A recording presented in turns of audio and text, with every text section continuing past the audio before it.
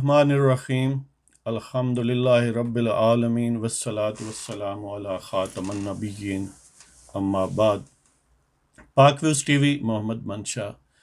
آج کا پروگرام ایک ہی عنوان ہے، وہ ہے قائد اعظم محمد علی جناح کی برسی۔ جہاں پر میں ہوں ابھی تک 11 ستمبر ہے، شاید آپ کے پاس نہ ہو، 12 ہو چکا ہوگا آپ کے پاس، لیکن اس سے یعنی پروگرام شروع کرنے سے پہلے ایک مبارکباد دینا چاہ رہا ہوں اپنے اہل وطن کو کہ ماشاءاللہ 4 میجر جنرلز کو لیفٹنٹ جنرلز کے عہدے پر ترقی دی گئی ہے۔ پاکستان میں جن چیزوں کی کمی ہے ان میں سرفہرست جنرلز ہیں، تو اللہ کرے یہ کمی پوری ہو جائے جی۔ یہ 4 یعنی جرنیل نہ اگر ہوتے تو پھر مجھے شک تھا کہ شاید کشمیر آزاد نہ ہوتا۔ اب مجھے یقین ہے کہ بس اب دن وہ دور نہیں ہے جب سری نگر پر جو ہے ماشاءاللہ ہم پہنچ جائیں گے اور کشمیری پھر باقی پاکستان کی طرح آزاد فضاؤں میں سانس لیں گے۔ یہ الگ بات ہے کہ وہاں بی جے پی کا مارشل لا ہے، یہاں کوئی ذاتی اپنا مارشل لا ہوگا۔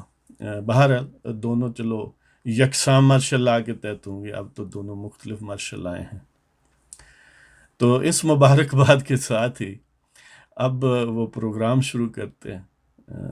قائد اعظم محمد علی جناح کی 11 ستمبر کو ظاہر ہے 1948 میں وفات ہوئی تھی، اور وہ ہمارے بہت بڑے محسن ہیں کہ ہمارے وطن کی تحریک جو تھی اس میں سب سے نمایاں شخصیت قائد اعظم محمد علی جناح ہے۔ اللہ تعالیٰ ان کو جنت فردوس عطا فرمائے اور ان کے درجات ہمیشہ بلند تر کرتا رہے۔ ہماری ہمیشہ یہ دعا ہے کہ جو مسلمانان ہند کا ایک ایشو تھا کہ یہاں پر ایک ایسی مملکت قائم ہو جو خود مختار ہو، جس میں اختیارات پاکستان کے عوام، یعنی ظاہر ہے وہ غالب ترین اکثریت مسلمانوں کی تھی، تو مسلمانوں کے پاس ہوں اور وہ اپنے دین کے مطابق زندگی بسر کریں۔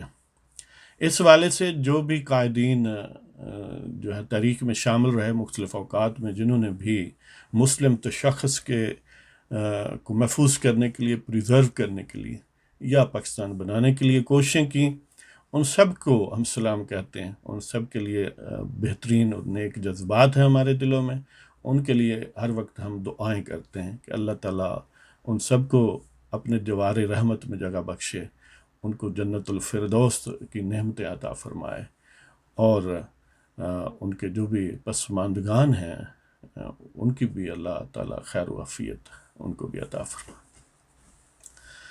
تو بہترین اظہار کیونکہ زیادہ چیزوں کا تھوڑے الفاظ میں اشعار میں ممکن ہے، تو میں نے اسی سلسلے میں ابھی یہ پروگرام شروع کرنے سے پہلے ایک نظم جو ہے وہ لکھی ہے جو آپ کی خدمت میں پیش کرتا ہوں۔ بس آج کا یہی پروگرام ہے۔ تو قائد اعظم محمد علی جناح کا یوم وفات آج 71ویں شاید برسی بنتی ہے، تو پیش کرتا ہوں۔ بہت ہم ممنون ہیں اے قائد تیرے، بہت ہم ممنون ہیں اے قائد تیرے، ملتا نہ وطن ہمیں جز شاید تیرے۔ یعنی ہم شکر گزار ہیں محمد علی جناح کے کہ انہوں نے اس تحریک کی قیادت کی اور اپنی امکان بھر بہترین کوششوں سے بالکل اسٹریٹ فارورڈ موقف سے اپنی کمٹمنٹ کو پورا کیا۔ حالانکہ وہ شدید بیمار بھی تھے، انہیں یقیناً وہ آرام کر سکتے تھے، زندگی بڑی کمفرٹیبل گزار سکتے تھے، لیکن انہوں نے عزیمت کا راستہ اپنایا اور وہ ظاہر ہے اپنی قوم کے لیے۔ تو بہت ہم ممنون ہیں اے قائد تیرے، ملتا نہ وطن ہمیں جز شاید تیرے۔ لگتا ایسا ہے کہ اگر بانیان پاکستان میں سے محمد علی جناح کو ہٹا دیا جائے تو اس قد کاٹھ کا شخص جو ہے، یعنی پیرالل جس کی شخصیت اسی لیول پر ہو، کم چانس ملتا ہے کہ کسی کو ہم پوائنٹ آؤٹ کر سکیں۔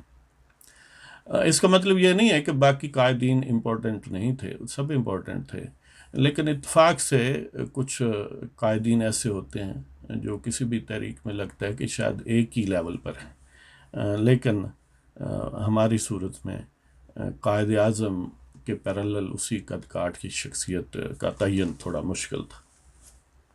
تو لگتا یہی ہے کہ اگر قائد اعظم محمد علی جناح کو تصویر سے غائب کر دیا جاتا، غائب ہوتے، تو شاید ہم یہ مقصد حاصل نہ کر سکتے. تو بہت ہم ممنون ہیں اے قائد تیرے، ملتا نہ وطن ہمیں جز شاید تیرے.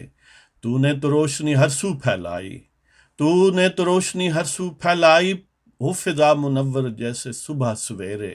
یعنی قائد اعظم محمد علی جناح نے جو تحریک برپا کی اور پاکستان بنایا، تو گویا مسلمانوں نے برصغیر کے لیے ہر سو روشنی پھیلا دی، آزادی کی روشنی.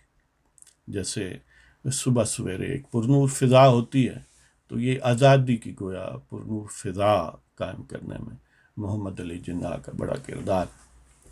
تو نے تو روشنی ہر سو پھیلائی، ہو فضا منور جیسے صبح سویرے. گھات میں تھے تجار تیرگی کئی، گھات میں تھے تجار تیرگی کئی، پھیلائے انہوں نے ہر کو اندھیرے. گھات میں تھے تجار تیرگی کئی، پھیلائے انہوں نے ہر کو اندھیرے. یعنی جب پاکستان بن رہا تھا اور کچھ جو ٹھگش قسم کے ایلیمنٹس تھے خاص طور پر آخری دنوں میں، وہ بھی صف آرائی کر رہے تھے. وہ گھات میں بیٹھے ہوئے تھے کہ جو ہی موقع ملے ہم شب خون ماریں. اور یہ جو آزادی کی شمع روشن ہوئی ہے، یہ جو منور ہوئی ہیں گلیاں، ان کو پھر تاریکی میں ڈبو دیں. وہ گویا تیرگی کے تاجر تھے، تجار تھے، اور انہوں نے گھات بالآخر پہلے ایروڈ کرتے رہے، نقب زنی کی کوشش کرتے رہے، اور بالآخر 1958 اکتوبر میں انہوں نے بھرپور حملہ کیا اور اللہ لعان پاکستان پر قبضہ کر لیا. وہی گروہ، وہ لوگ جو 14 اگست 1947 کی رات تک گوروں کے غلام تھے، گوروں کے بوٹ مانجتے تھے، مالشیے تھے ان کے، وہ اکتوبر 1958 میں بالکل ننگے انداز میں پاکستان پر قابض ہو گئے. اور ان کی یہ پلاننگ رائٹ فرام 47 سٹارٹ ہو گئی تھی. ایوب خان ان کا سرگنا تھا، اور وہ پاکستان کے جسد سیاست میں، جسد ریاست میں اس نے ایسا وائرس چھوڑا جو آج تک اس قوم کو یعنی نحیف کر رہا ہے، اس قوم کو ایروڈ کر رہا ہے، اس قوم کو آگے نہیں بڑھنے دیتا. تو قائد اعظم محمد علی جناح نے تو اپنی تگ و دو سے، اپنی محنت سے، اپنے اخلاص سے آزادی کی منزل تک ہمیں پہنچایا. لیکن ان ٹھگوں نے، جس کی قیادت اس وقت ایوب خان کر رہے تھے اور بعد میں ظاہر ہے اپنے جانشینوں کو دیتے رہے، ان ٹھگوں نے پھر اندھیرے جو ہیں وہ پھیلا دیے، اور پاکستان جو ایک منور اور روشن قوم کی صورت میں ابھرنا تھا، وہ تاریک تر ہوتا گیا، اور بالآخر پاکستان کا جغرافیہ بھی سکڑ گیا. وہ جو کبھی ایسٹ اور ویسٹ تھے، پھر صرف ویسٹ ہی رہ گیا، اور پھر ہم نے ظاہر ہے اسی کو پاکستان قرار دیا. تو یہ ان ٹھگوں کا کمال ہے. تو بہت ہم ممنون ہیں، بہت ہم ممنون ہیں اے قائد تیرے، ملتا نہ وطن ہمیں جز شاید تیرے. تو نے تو روشنی ہر سو پھیلائی، ہو فضا منور جیسے صبح سویرے. گھات میں تھے تجار تیرگی کئی، پھیلائے انہوں نے ہر کو اندھیرے. اور راحلت تیری پہ غم بھی، راحلت تیری پہ غم بھی تسلی بھی، راحت تیری پہ غم بھی تسلی بھی، ورنہ غدار ٹھہرتے تم چار چفیرے. یعنی محمد علی جناح کا 11 ستمبر 1948 کو یعنی تقریباً قیام پاکستان کے 1 سال کے اندر اندر فوت ہو جانا، اور ظاہر اس سے پہلے بیمار تھے، تو وہ بھی یقیناً اس انداز سے ایکسرسائز نہیں کر سکتے تھے اپنے فنکشنز. لیکن پھر بھی ان کا وجود ایک بھاری بھرکم مارل اور پولیٹیکل اہمیت رکھتا تھا. اور پھر وہ سورج جب غروب ہو گیا تو گویا پھر ان ٹھگوں کی تو چاندی ہو گئی. اس لیے بعض کا یہ بھی کہا جاتا ہے، لوگوں کے گمان ہے اور کوئی اتنے بے بنیاد بھی نہیں ہے، کہ محمد علی جناح کی اتنی جلدی وفات میں یا ان کے آخری لمحات کو اگر دیکھیں تو وہ یہ جو تاریکی کے تاجر ہیں، یہ جو ٹھگ لوگ تھے جنہوں نے اکتوبر 1958 میں اس ملک پر قبضہ کیا، ان کا کردار بھی کہیں نہ کہیں تھا۔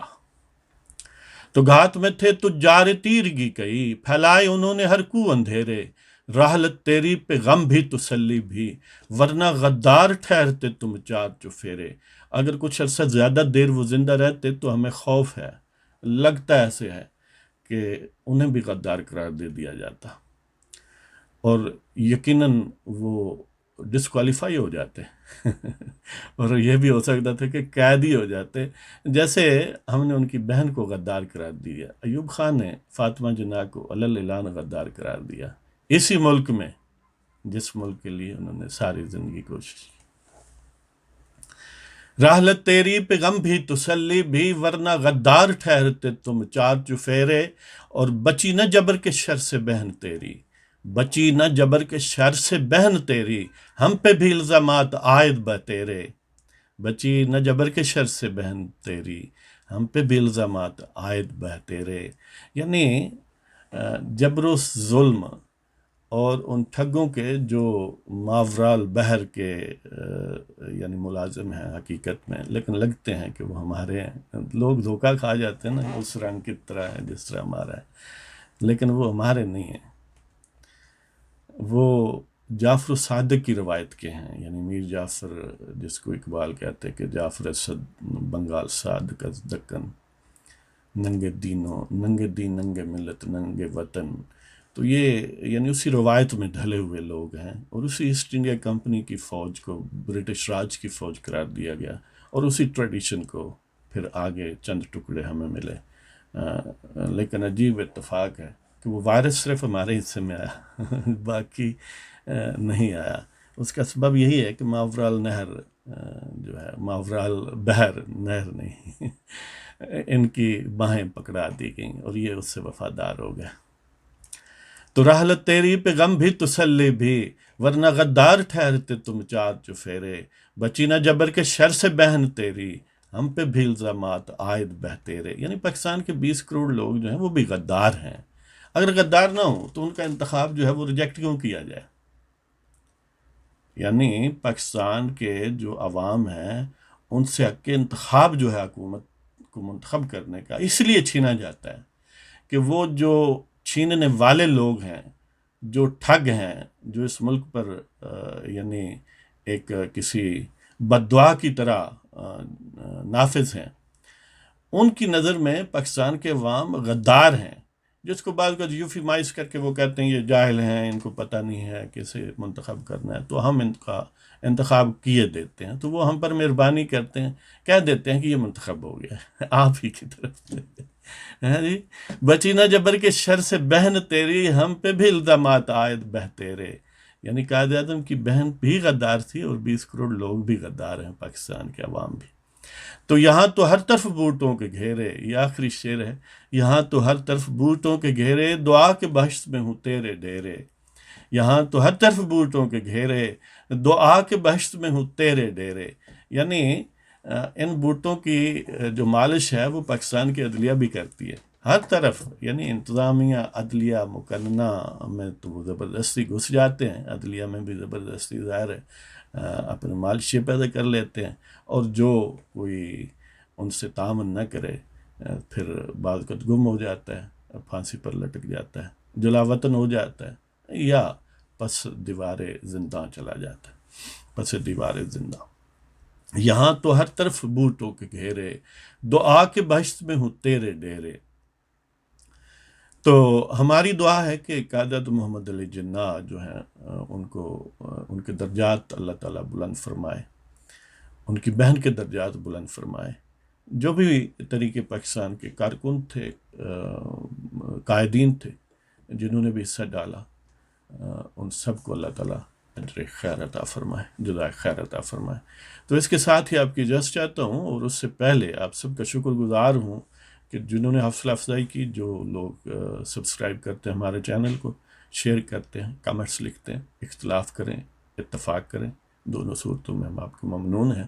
جو اتفاق کرتے ہیں ہمیں ان سے بڑی یعنی کیا کہتے ہیں اپنائیت محسوس ہوتی ہے، اور جو اختلاف کرتے ہیں ان کو ہم سلام کہتے ہیں۔